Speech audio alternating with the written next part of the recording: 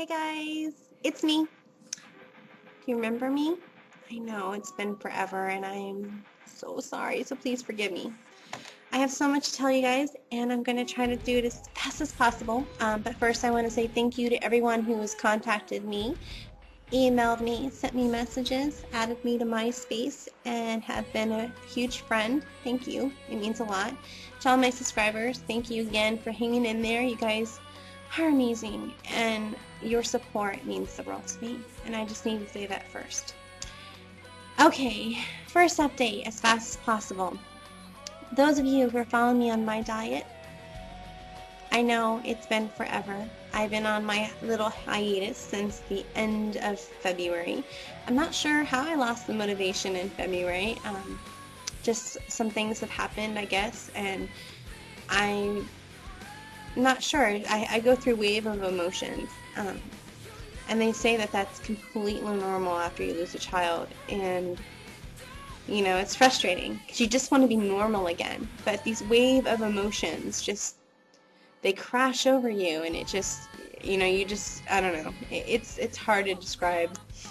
So my diet went out the window at the end of February. March, forget about it. I use Paris as excuse. I use anniversary, my birthday, anything I can think of was a great excuse as to why. And I would always think, you know, I'm just going to have Taco Bell. I'm going to have Taco Bell just this one more night, and then tomorrow I'll be back on my diet. And the day will come and I never get back on my diet. So I said, you know, the end of March, the end of March is going to be my last day of cheating.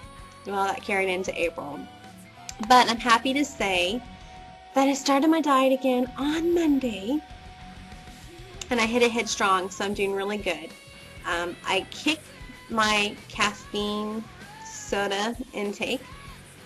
Yeah, with the dieting, when I wasn't dieting, the caffeine intake that I basically kicked in the beginning when I first started dieting, it came back to haunt me, guys, and I was drinking it like there was no tomorrow. So I kicked the habit on Monday, and Tuesday, Wednesday, and a little bit today I'm dealing with severe migraines just with the caffeine withdrawal.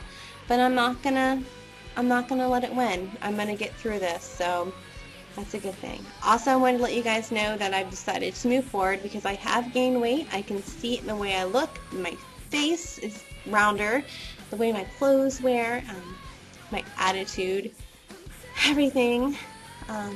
So I've decided to move forward, and I'm going to make a new goal for myself. And my new goal at this particular point, as I weighed in on Monday, is to lose a total of 80 pounds, to not look back, and just to become stronger. And that's what I'm going to do. Other update. This one's kind of important. It's a long one. And it's hard to really describe, so I'm going to do it as fast as possible. And it might backtrack some, I'm not sure, because I'm just going to have to say it from my heart. Many of you guys know that William Janet is deploying. I'm not going to say when, I'm not going to say where. I'm not allowed to. But we went to a pre-deployment meeting here in Germany, and it's for spouses whose family member is going to be deploying. Just to let you guys know what kind of resources are available. So I went to this meeting with my husband, and we sat there and we listened to them, and they went over just everything you can think of, you know, just anything you can think of, and just to have you prepared for deployment. They started talking about something that's called an EROD, which is basically where your family can PCOS or move to your new assigned location. We received a new assignment location the day before, which is exciting. However, when your unit deploys, the military can do what's called stop loss, which basically means that they can stop you from moving to your new assignment for the complete year that you are deployed. So we have our assignment orders, but we're waiting for the military to do a stop loss on us, which hasn't taken place, but they can do that anytime, apparently. Typically, they do it 90 days before you leave. However, they can do it the day before, so it doesn't matter. So, so we're expecting to be stop loss, and pretty much we've been told it's going to be stop loss. So we understand that. So we went to this meeting, we sat, we listened. This is the first meeting that I've actually got to attend since I've been in Germany. William's unit is very small, and so I sat there and I felt so extremely overwhelmed. And they were asking spouses as to why they wanted to go home. And a lot of spouses had their reasons, and and they were saying, we're not going to approve you being reassigned to your new location unless you have a special circumstance. And no one really had a special circumstance. So finally I got the courage to speak up, and I was kind of overwhelmed with emotions too. So I spoke up and I said, look, this is why I want to return home. I said, I don't drive here, and plus we lost a child, and his ashes are awaiting us, and I just, I want to go home to be near his ashes. So nothing really was said after that, and as we were leaving, I was approached by head of personnel, and the guy approached me and he said, why are you still here? Kind of shocked me. I wasn't sure how to respond to that. And he finally advised us that we could have had a compassionate reassignment, which meant that when I gave birth to Zachary, I could have went back to the States as a whole family. All of us could have been reassigned to the States, which I had no knowledge of that. Many of you guys know, many of you guys don't, especially the new subscribers. I gave birth to a child in August during my second trimester of pregnancy, whom I lost, sadly. On August 2nd, we found out that his heart stopped beating. On August 4th, I was in labor for 27 hours. I gave birth to my child. And it's still hard to talk about this day. But on August 4th, August 3rd through the 4th, my husband was the acting commander and acting first sergeant. And when I was giving birth to my son and going through labor, his unit was calling for work-related stuff. So that was hard for me because I didn't feel like we got the support that we needed, unfortunately. Not even a sympathy card. Yeah, it's not a good thing. So when he told us that we could have this compassionate reassignment, I was shocked because no one ever mentioned that to us. And nor did William know that we could apply for it. So we're kind of in a predicament. We can apply for this compassionate reassignment, but at the same time we have to say why we didn't apply for it sooner. We have to justify our timing for this. William went to his unit, talked to his commander, and told his commander that he was thinking about applying for it, and he was basically told by the commander that if he applies for this, he's hurting the unit. He'll support him, but he's hurting the unit, which is a big blow to William, but he is going to still apply for it. We did get a letter from the OBGYN who delivered Zachary, and we also got a letter from a counselor here who basically stated that we should be back in the States because we were unable to get the counseling and the support that we need as a family to cope with Zachary's death.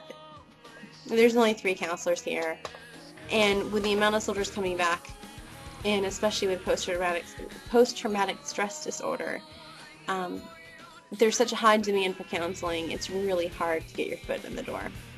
So in many ways they were supporting us to go back to the States. So that's good. We have documentation from 2 doctors who are saying that we should go back to the States. We did go to a lawyer here, so we went there and we talked to them, and they've helped William fill out the paperwork, and we're told that everything that we did with the paperwork was perfect. William's wording was exactly what needed to be said. The doctor's wordings were perfect. And if they don't approve it, that the Army should basically get rid of compassionate reassignment for all soldiers. But again, that's unlikely because there's no guarantee this is going to be approved, because William turned in the paperwork and it has to go through command. It's got to go through first sergeant, commander, and up and up and up and up. That's how it works. And with a deployment coming up, small units, I don't know. So if you can please keep us in your prayers and thoughts, I'd really appreciate it, because this is something that we really need. And we're not asking for a miracle. I understand being a military wife, your husband's going to deploy. I understand that. All that we're asking is to grant us this special thing to have closure on our son's death. Let us go home. take our son's ashes. Our son's ashes are in a temporary urn. It's in a box, wrapped around with brown paper, sitting at my mom and dad's house. He's awaiting to be transferred into his resting place, his real urn. He hasn't had that right. We haven't had the right to say goodbye to him. I've only got to see my son after I gave birth to him. I got to hold him for a couple hours. And then I got to see him in that box at an airport. And if you want to see the box or the reunion with him, it is on my channel. It's on the homepage called Zachary's Coming Home, so you can see what I'm referring to. So yeah. What else? A good friend of ours lost a pregnancy. That was really hard. For William and I felt like it was reliving it all over again.